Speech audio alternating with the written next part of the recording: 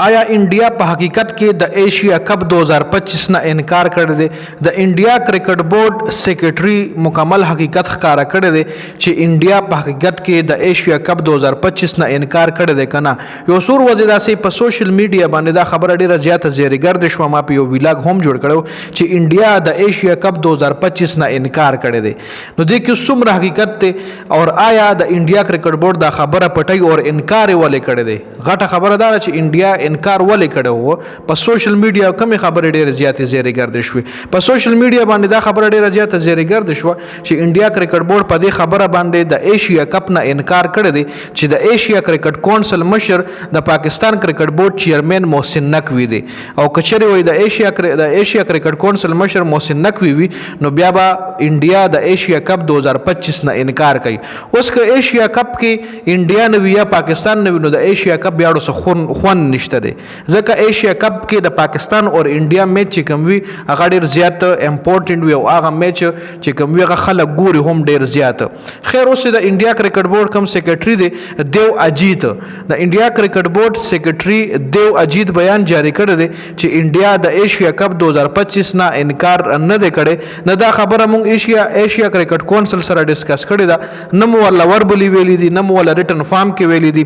ایون دا خبره خو مونږه انډیا کرکټ بورډ خپل منس کې هم نه ډسکس کړي چې موږ به د ایشیا کپ 2025 نه انکار کوو. انډیا به ایشیا کپ 2025 کې ضرور شرکت کوي. دا د انډیا کرکټ سیکریټري دیو اجیت دا بیان جاری کړی دی. اوس آیا انډیا د 2025 ایشیا کپ نه انکار کوي خو میډیا ته دا خبره نه وروړي ځکه چې میډیا ته خبره کله راغلی ده نو هغې نه پس انډیا ډېره زیاته ټرول کیږي چې انډیا په دې وجه د ایشیا کپ نه انکار کړی دی چې دا ځل د ایشیا کپ هوسټینګ انډیا سره دی.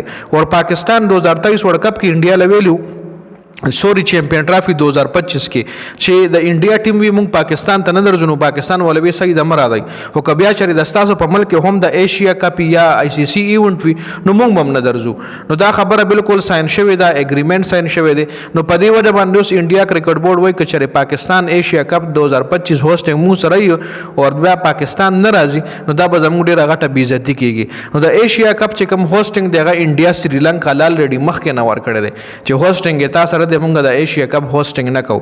ایشیا کپ میچز مونږ په انډیا کې نه کوو ځکه پاکستان ځینه دغه وجه هم کېدی شي. خو د انډیا کرکټ بورډ چې کوم سیکریټري دی دیو اجیت دا بیان جاری کړی دی چې انډیا د ایشیا کپ 2025 نه انکار نه دی کړی او نه دا خبره مونږ ایشیا کرکټ کونسل سره ډسکس کړې ده، نه مو په خپلو کې ډسکس کړې ده. او په میډیا باندې چې څومره هم دې حوالې سره خبرونه چلي هغه بې بنیاد او فیک خبرونه دي. نو مونږ به په ایشیا کپ 2025 کې شرکت ضرور کوو. ایشیا کپ کې کچري انډیا نه وي نو بیا داسې وي چې لکه د څو ملکونو سیریز او کچرې پاکستان پکې نه وي نو دا به داسې چې لکه د څو ملکونو سیریز. نو ایشیا کپ کې او آی سی سی چې کم ایونټ وین په هغې کې د دې دواړو میچ او د دواړه لوبډلې چې کم وي دا ضروري دي. نو د ویډیو کتلو زیاته مننه. والسلام.